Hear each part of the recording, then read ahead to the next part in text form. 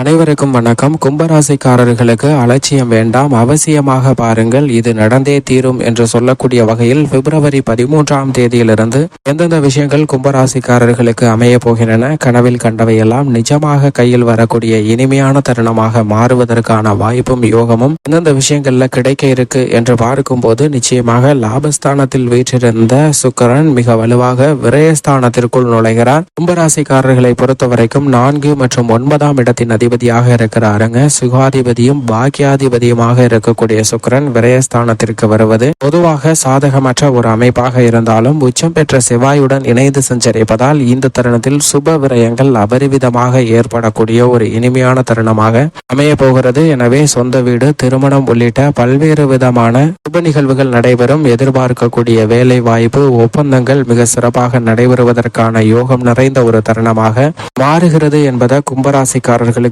உறுதிப்படுத்துகிறாருங்க. அது மட்டுமல்லாது 7ஆம் பார்வையாக 6ஆம் இடத்தை பார்க்கிறார். எனவே பல ருணரோக சத்ருஸ்தான பாதிப்புகள் விலகி நல்ல ஒரு முன்னேற்றம் நிறைந்து கிடைக்கக்கூடிய ஒரு தருணமாக கும்பராசிக்காரர்களுக்கு அமைவதற்கான வாய்ப்பும் யோகமும் உண்டு.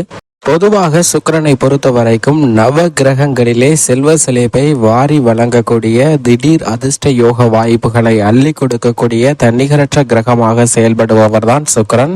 என்றால் நவ கிரகங்களிலே முழு சுப கிரகமாக இருக்கக்கூடிய குரு செல்வ செழிப்பை அள்ளி கொடுத்தாலும் திடீர் அதிர்ஷ்ட யோக வாய்ப்புகளை நிச்சயமாக நிறைந்து கொடுக்கக்கூடிய முக்கியமான கிரகமாக இருப்பவர் சுக்கிரன் மட்டும்தான்.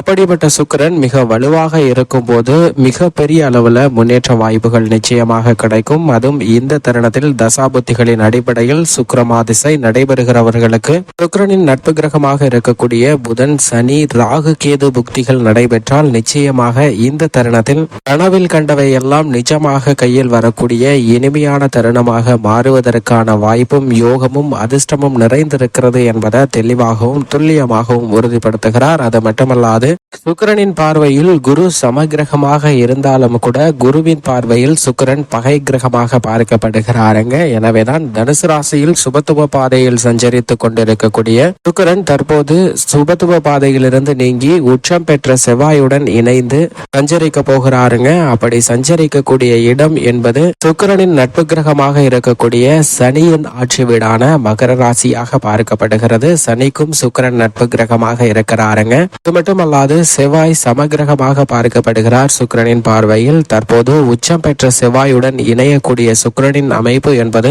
நிச்சயமாக பொருளாதார ரீதியான நல்ல பல முன்னேற்ற வாய்ப்புகளை ஏற்படுத்தி கொடுக்கக்கூடிய ஒரு சிறந்த அமைப்பாக பார்க்கப்படுகிறது. இந்த மாறுதல் வரவேற்கத்தக்க ஒரு அமைப்பாகவும் இருக்கிறது. ஏனென்றால் சுக்கிரனின் நட்பு கிரகமாக இருக்கக்கூடிய சனியின் ஆட்சி வீட்டில் சஞ்சரிக்கும் போது பல்வேறு விதமான நன்மைகளையும் அதிர்ஷ்ட யோக வாய்ப்புகளையும் நிச்சயமாக நிரம்பி கொடுக்கக்கூடிய வலுவான அமைப்பில் சஞ்சரிப்பாருங்க. எனவே இந்த தருணத்தில் மார்ச் மாதம் 13ஆம் தேதி நிறைவடைவதற்குள் மகர ராசியில் வீற்றிருக்கக்கூடிய சுக்கிரனின் அனுகிரகையால் நீங்கள் நினைக்கக்கூடிய பல காரியங்கள்ல வெற்றி வாய்ப்பை தேடி தருவார். ஏனென்றால் ஒருவருடைய வாழ்வில் சிரமம் இல்லை என்றால் கிரகங்களின் அமைப்பும் பங்களிப்பும் இல்லை என்றாலும் கூட நல்ல ஒரு முன்னேற்ற வாய்ப்பை பெற முடியும். ஆனால் பல்வேறு வகையான சிக்கல்கள் சிரமங்கள்ல இருக்கக்கூடியவர்களுக்கு கிரகங்களின் அமைப்பு சாதகமாக இருந்தால் மட்டும்தான் அவற்றிலிருந்து வெளிவருவதோடு மட்டுமல்லாது நல்ல பலன்களை நிறைந்து பெறுவதற்கான வாய்ப்பு உருவாகும். உதாரணமாக பல நூற்றாண்டுகளுக்கு முன்னதாக குருகுல கல்வி முறையானது பின்பற்றப்பட்டது. அப்படி குருகுல கல்வியில் ஒரு குருவிடம் பல சீடர்கள் உள்ளனர். அத்தனை சீடர்களுக்கும் குரு நல்வழியை போதிக்கிறாருங்க. அந்த நல்வழியை அவரிடம் பயிலக்கூடிய நூற்றுக்கணக்கான சீடர்களும் கற்றுக்கொண்டார்கள் என்றால் நிச்சயமாக இல்லை என்றுதான் சொல்ல வேண்டும். ஏனென்றால் அந்த குருவிடம் பயிலக்கூடிய ஒரு மாணவன் உணவு வைத்திருக்கும் போது அந்த சரியான தருணத்திற்கு முன்னதாகவே அதை திருடி சாப்பிடுகிறார். மற்றவர்களுடைய பொருட்களையும் எடுத்து அதை வைத்து மகிழ்கிறாருங்க. இதை பார்த்த மற்ற நபர்கள் குருவிடம் இவனை புகார் செய்ய வேண்டும் என்று சொல்லி மற்ற குருவின் சீடர்கள் அனைவரும் வந்து இவன் சரியில்லை, இவன் திருடுகிறான் என்று குருவிடம் அந்த சீடனை பற்றி குறை சொல்கின்றனர். அதற்கு பிறகு சீடர்கள் தங்களுடைய பணியை தொடர ஆரம்பித்து விட்டனர். ஆனால் அந்த சீடனோ தவறு செய்வதை நிறுத்தவில்லைங்க. மீண்டும் மற்ற சீடர்களுக்கு தெரியாமல் அவர்களுடைய பொருட்களையும் மற்ற விஷயங்களையும் சற்று அதீதமாக அனுபவிக்க வேண்டும் என்று விரும்பி அவற்றை மீண்டும் மீண்டும் திருடுகிறான். இதனால் கோபமடைந்த மற்ற சீடர்கள் அனைவரும் குருவிடம் சென்று, குருவே, நாங்கள் ஏற்கனவே உங்களிடம் இவன் தவறு செய்கிறான் என்று சொல்லி இருந்தோம். ஆனால் அவனுக்கு எந்த தண்டனையும் நீங்கள் வழங்கவில்லை.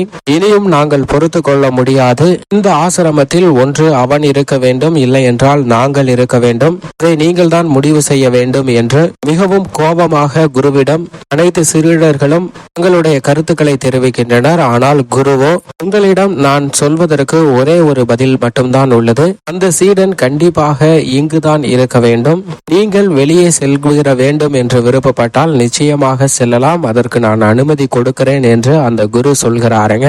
இதை கேட்டதும் அனைத்து சீடர்களுக்குமே, என்ன நம்ம குருவின் மீது இவ்வளவு மரியாதை வைத்திருந்தோம், ஆனால் ஒரு தவறு செய்கிற திருடக்கூடிய அந்த நபருக்காக நம் அனைவரையும் வெளியே செல்கிறாரே, இது என்ன விசித்திரமாக இருக்கு என்று அனைவரும் குழம்பி நிற்கின்றனர். இதை தவறு செய்த அந்த குருவின் சீடனும் ஒளிந்திருந்து பார்த்து கொண்டிருக்கிறான். மற்ற சீடர்கள் அனைவரும், சரி குருவே, நாங்கள் இங்கிருந்து செல்கிறோம். ஆனால் எங்களுடைய சந்தேகத்திற்கு நீங்கள் விலையளிங்கள்.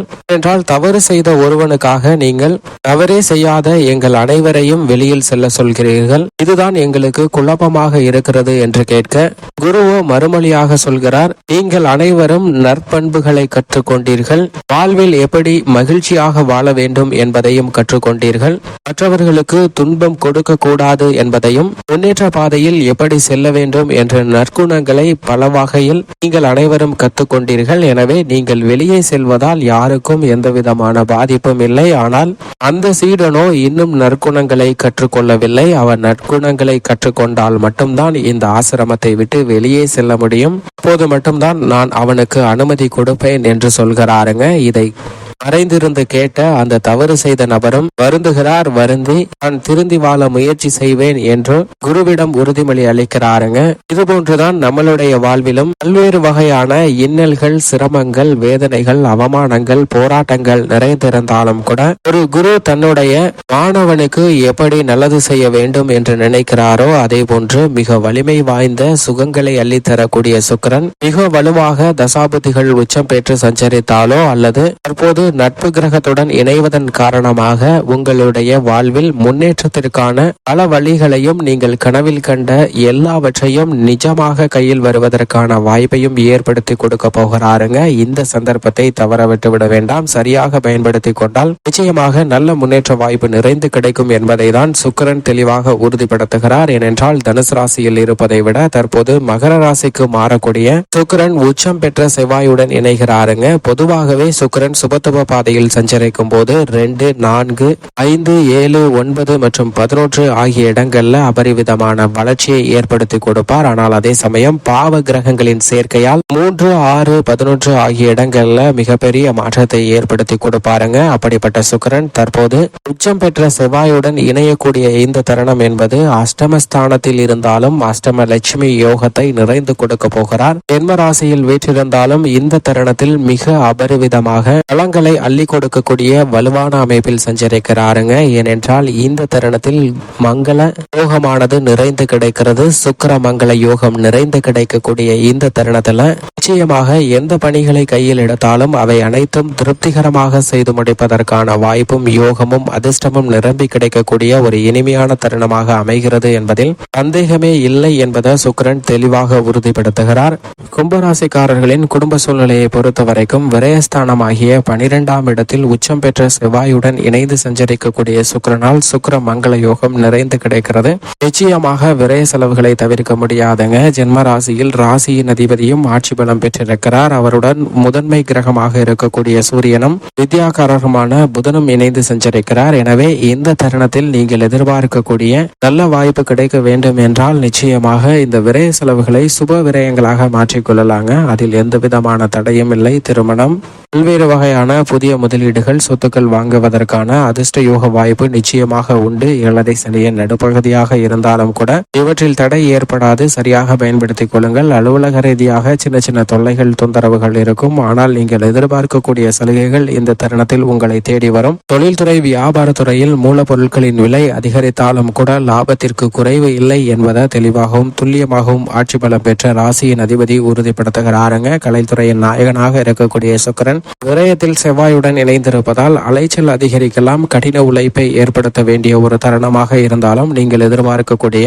முன்னேற்றம் என்பது நிறைந்து கிடைக்குங்க. அரசியல் சார்ந்த பணிகளில் பல்வேறு விதமான தடைகள் தாமதங்கள் விலகி முன்னேற்றம் கிடைப்பதோடு மட்டுமல்லாது எதிர்கால வெற்றியை உறுதி செய்யக்கூடிய வகையில் வலுவான கூட்டணி ஏற்படுவதற்கான சாத்தியக்கூறுகளும் நிறைந்து கிடைக்கிறது. கும்பராசிக்காரர்களுக்கு கல்வியில் நல்ல முன்னேற்றம் உண்டு. பெண்மணிகளின் நலனுக்கு பொறுப்பேற்ற குரு சுக்கிரன் ஆகிய 2 கிரக நிலைகளும் பெரிய அளவிற்கு சாதகமாக இல்லை. சற்று விழிப்புணர்வுடன் செயல்பட வேண்டும். விவசாயத்துறையின் அதிபதியாக இருக்கக்கூடிய செவ்வாய் உச்சம் பெற்றிருப்பதால் சில விரயங்களை சந்திப்பதற்கான வாய்ப்பு இருக்கிறது. கவனத்துடன் செயல்படுங்க. இந்த தருணத்தை சாதகமாக மாற்றிக்கொள்ள வேண்டும் என்றால் நிச்சயமாக கும்பராசிக்காரர்கள் வாரத்தில் வெள்ளிக்கிழமை விரதமிருந்து அருகாமையில் உள்ள அம்மன் ஆலயம் சென்று தீபமேற்றி வழிபாடு செய்யுங்கள். நிறைந்த நன்மையும் முன்னேற்றமும் தங்களுடைய வாழ்வில் நிச்சயம் இனிதாக கிடைக்கும்.